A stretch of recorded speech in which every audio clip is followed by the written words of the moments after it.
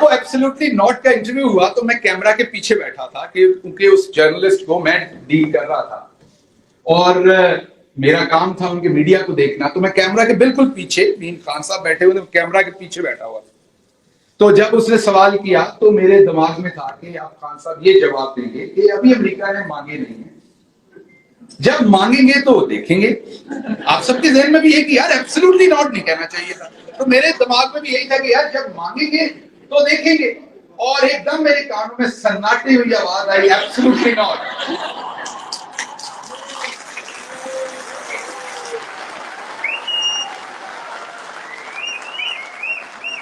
और मैंने कहा, मैंने दिल में उसी टाइम काम आने गए। खैर इंटरव्यू खत्म हुआ। इंटरव्यू एक ऐसी जगह, अच्छा आपको लग रहा होगा बड़ा फैंसी सा सेट था, खान साहब पैसे नहीं खर्च करने देते। ये मैं आपको मजाक में नहीं बता रहा, बिल्कुल पैसे नहीं खर्च करने देते थे। मसलन अगर ये सेट है, इसके पीछे फैब्रिक लगवाना है सस्ते पर्दे का, तो वो भी वो इजाजत नहीं देंगे आपको।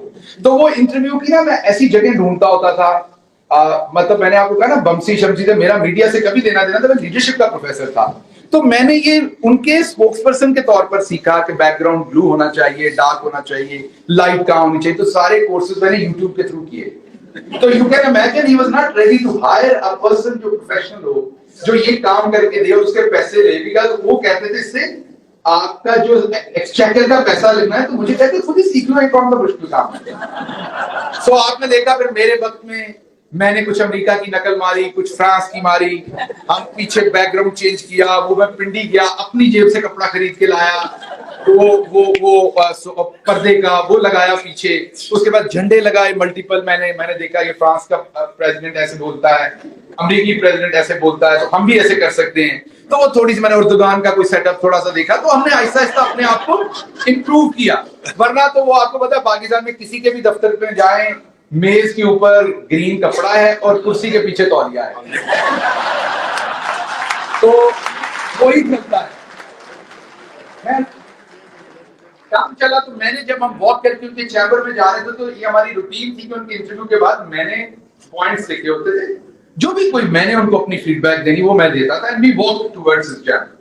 सो बाय वॉकिंग मैंने थोड़ा सा विस्पर करते हुए, क्योंकि साथ ही दूसरे लोग भी वॉक कर रहे थे, मिलिट्री सेक्रेटरी और साथ, तो मैंने विस्पर करते हुए कान में कहा कि आपने कुछ ज्यादा नहीं कह दिया। मुझे कहते हैं किस चीज के ऊपर? मैंने कहा ये एब्सोल्युटली नॉट। तो आगे से मुझे गुस्से से देख कहते क्या कहता? मैंने कहा आप कहते जब मांगेंगे तो देखेंगे। तो मुझे कहते हैं कि तुम अमेरिका में 14-15 साल रहे हो, अमेरिका ने पाकिस्तान को किस चीज पे एक्यूज किया है सबसे ज्यादा? मैंने थोड़ा सोच के कहा कि उन्होंने कहा डबल गेम करते हैं, झूठ बोलते हैं, कहते कुछ और है करते कुछ और। तो कहते you want me to do the same again?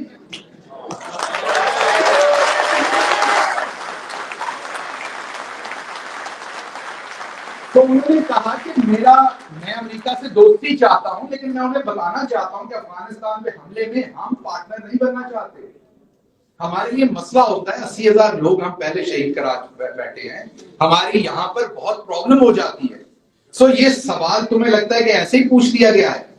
इसके पीछे बैकग्राउंड है, और अगर आज मैं इसका गोल जवाब दूंगा तो फिर अगली दफा फॉर्मल शायद रिक्वायरमेंट भी आ जाए, और फिर जब मैं कहूंगा हाँ दे देंगे और फिर हम नहीं देंगे तो अमेरिका एक्यूज करेगा डबल रोल का, और या मैं दे दूंगा और अपनी कौम से झूठ बोलूंगा, तो ये एक रास्ता खुल जाएगा झूठ बोलने का।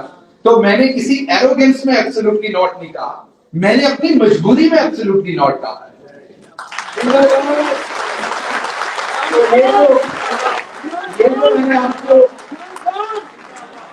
ये जो मैंने आपको स्टोरी सुनाई है, इसलिए भी सुनाई है कि आपके बहुत सारों के दिल में भी ये सवाल था कि एब्सोल्युटली नॉट क्यों कहा था, ना कहे।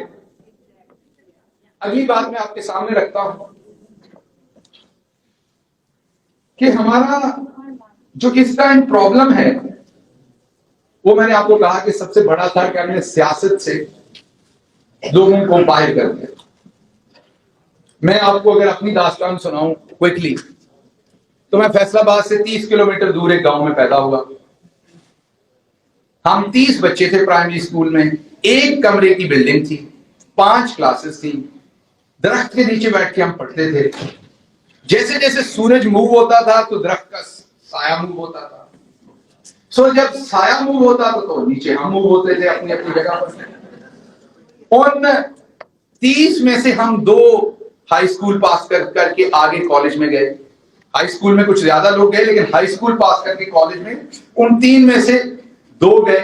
एक ने चंद दिन के बाद एजुकेशन छोड़ दी, मैं अकेला रह गया कॉलेज में। जिसने छोड़ी वो नेवी के अंदर सिपाही भर्ती हो गया। और उनमें से एक पहुंचा Shahbaz Gill university of Illinois Urbana Champaign में लीडरशिप पढ़ाने। तो मुझे अर्बाना शैम्पेन में भी फेल नहीं होना था, मुझे वापस जाके राणा सनाउल्लाह के आगे भी फेल नहीं होना था, मुझे जेल के अंदर बदतरीन तशद्दुद के अंदर इमरान खान के खिलाफ स्टेटमेंट इसलिए नहीं देनी थी कि इमरान खान मेरा रिश्तेदार है, इसलिए नहीं देनी थी कि वो 30 में 30 फेल हो जाते, क्योंकि उनमें से मैं एक निकला था। And I had to show कि वो कैसे लोग निकलते।